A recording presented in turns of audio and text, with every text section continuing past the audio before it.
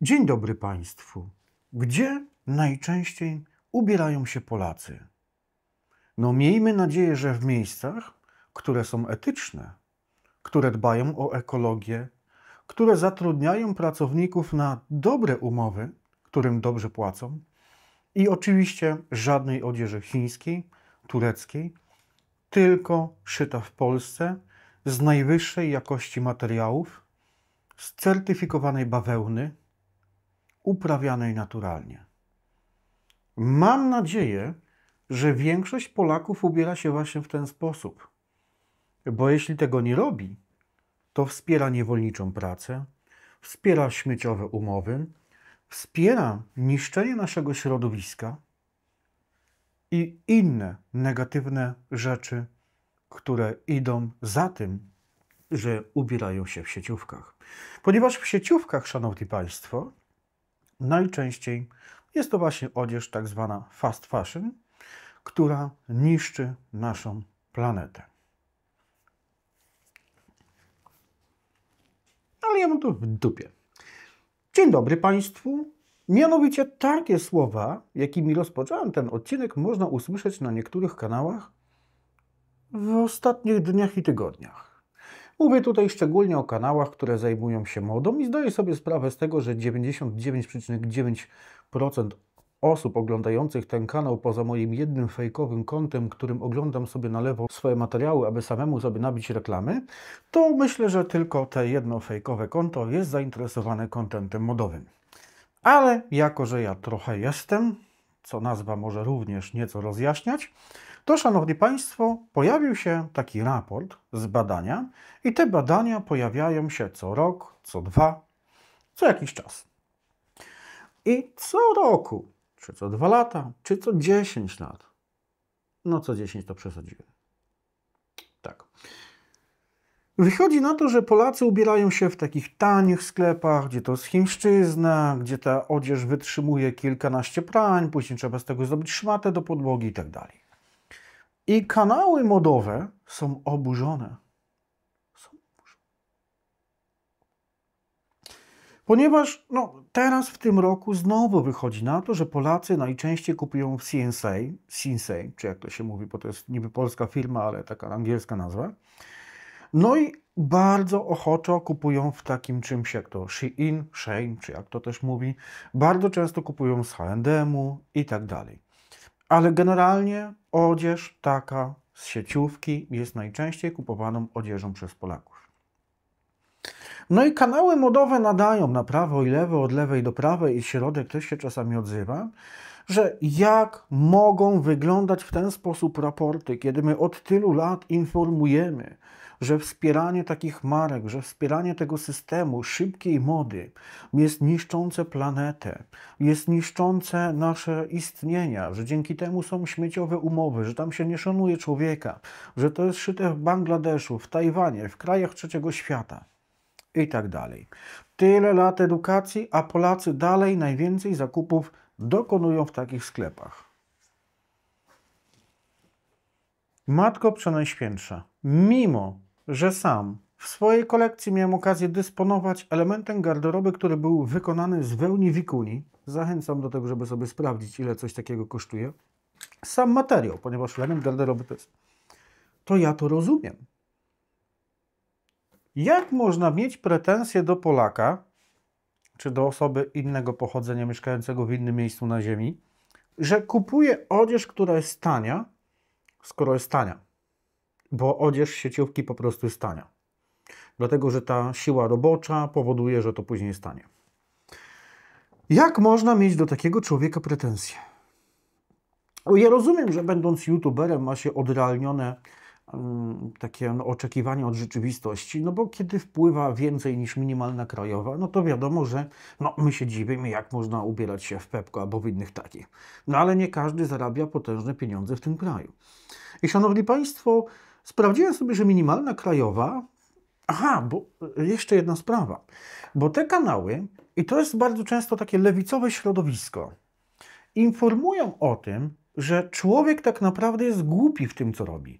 Bo przecież on kupuje sobie te t-shirty, bluzy, spodnie, marynarki w tych tanich sklepach, Co powoduje, że one są niskiej jakości i w dłuższym rozliczeniu, w dłuższym takim aspekcie, to jest niekorzyść. No bo przecież jest tak, że on mniej wytrzyma, jest mniej jakościowe i tak dalej. A gdyby kupić sobie taki piękny, wełniany sweterek, gdyby kupić sobie dobrą, tweedową marynarkę, gdyby kupić bardzo dobre skórzane buty, oczywiście ze skóry z pomarańczy, ponieważ jest wegańska i tak dalej, to te buty, te torebki, te marynarki tweedowe byłyby przecież na 30 lat. Więc finalnie Polaku, ty gdybyś kupował sobie elementy garderoby z certyfikowanej bawełny, ściąganej z tam dziki trener ma te swoje krowy alpejskie, pozdro dziki, a on też nie lubi feministek. Obok tych krówek biegają sobie piękne owieczki alpejskie, które później są golone i z tego są wytwarzane elementy garderoby, które później przyjeżdżają do Polski i Polacy za swoje pieniądze to kupują. No tylko sęk w tym, że ja sobie zrobiłem takie minimalne obliczenia. Naprawdę minimalne. Sprawdziłem, że aktualnie 3 100 000 osób w Polsce zarabia minimalną krajową. A poniżej kwoty 4,5 tysiąca zarabia połowa Polaków. Połowa, mówimy tu o kwocie netto, czyli na łapę. Połowa Polaków zarabia poniżej kwoty 4,5 tysiąca.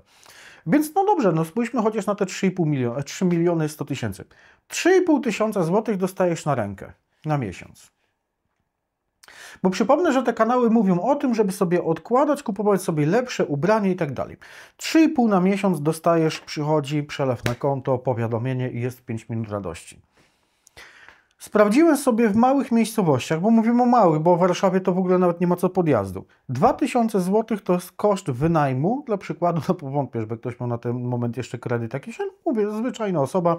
2000 zł to jest koszt już wynajmu z opłatami za media, za wodę i tak dalej. To i tak jest optymistyczny wynik. No i takiemu panu zostaje, czy pani, 1500 zł. 1500 zł zostaje. Ja się troszeczkę przeraziłem, bo zacząłem sobie czytać, ile ludzie wydają, aby nie być takim gołosłownym, na jedzenie w miesiącu i wydaje mi się, że to jest jakieś kłamstwo, bo aż ciężko mi w to uwierzyć.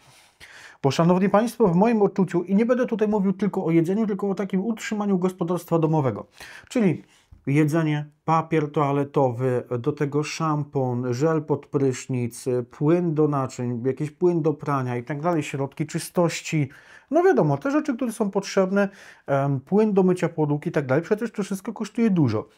Więc myślę, że 50 zł dziennie, kiedy wydajemy, to no nie jest to naciągnięta sprawa. Tak? No wydaje mi się, że nie. Więc daje nam to kwotę 1500 zł na zamknięcie tych wszystkich aspektów. Czyli 30 dni po 50 zł.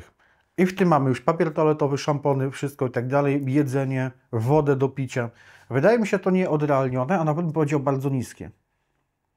Więc nie mamy już pieniędzy. Opłaciliśmy mieszkanie, zjedliśmy coś. Oczywiście nie ma tutaj mowy, aby wyjść na miasto, ponieważ no, jeśli mamy tutaj budżet 50 zł na dzień, to po wyjściu na pizzę budżetu już nie mamy. Gdzie tutaj telefon? I dobrze, no to teraz mówimy sobie o osobie, która zarabia 4,5 tysiąca złotych, czyli połowa Polaków zarabia do kwoty 4,5. W sensie, że włącznie z tymi, co mają minimalną i tak dalej. No to nawet oni 1500, czyli zostaje im tym 1000 złotych. 200-300 zł na paliwo w miesiącu na dojazd do pracy, bo ci to chyba, co mają 3,5, to muszą rowerem dojeżdżać, bo no nie wiem, jak to można zorganizować. Albo odejmować sobie po prostu jedzenia. No bo nie wiem, jak inaczej. 4,5 tysiąca. To ktoś sobie te 300-200 zł na paliwo, niech mu się samochód zepsuje, trzeba opłacić ubezpieczenie i tak dalej. Z czego ten człowiek ma odkładać na lepsze elementy garderoby i w jakim celu? Przecież to trzeba być poronionym. I teraz, jak on miałby wyposażyć swoją całą szafę, gdzie te elementy garderoby droższe też się psują, one nie są na stałe. Musiałby oszczędzać chyba 5 lat, żeby obkupić sobie całą szafę, że miałby t-shirty, spodenki, odzież na lato, na zimę i tak dalej. by wydać na te elementy garderoby z lepszej półki, z wyższej półki, które wcale nie uważam, że są dużo lepsze od elementów garderoby, które są w przystępnych cenach w sklepach typu Chińczyk. Tak wiem, ktoś powie, że można pójść do lumpeksu, natomiast ja osobiście brzydzę się lumpeksu. Jest to dla mnie miejsce, którego brzydzę się. Nie uważam odzieży używanej. Ktoś może mieć inne zdanie, ale wiem, że jest wiele osób, które mają takie samo zdanie jak ja. Druga sprawa jest taka, że przez to, że ogromna ilość ludzi chodzi do lumpeksów, kupuje tam odzież, która jest ta lepsza i tak dalej i sprzedaje to na OLX, na Vinted, na Vestiare Collective, na grupach na Facebooku, na Allegro, to ten rynek również zaczął się psuć i wcale już nie jest tam tak, że te elementy garderoby są bardzo tanie, więc to też już nie jest argument. Więc gdzie taki człowiek ma kupić ubrania? Tam, gdzie jest najtaniej, bo człowiek, który zarabia między 3,5 tysiąca a 4,5 tysiąca złotych miesięcznie, on żyje z dnia na dzień. On myśli o tym, co będzie jutro. Co jutro zje, co kupi, żeby zaoszczędzić. Więc ja doskonale rozumiem, że ktoś ma kompletnie gdzieś. Czy kupuje w taniej sieciówce, czy w jakimkolwiek Chińczyku, skoro dla niego to nie ma żadnego znaczenia. Ja tam popieram. Dziękuję za uwagę. Idę sobie do CNC coś kupić. Pozdrawiam.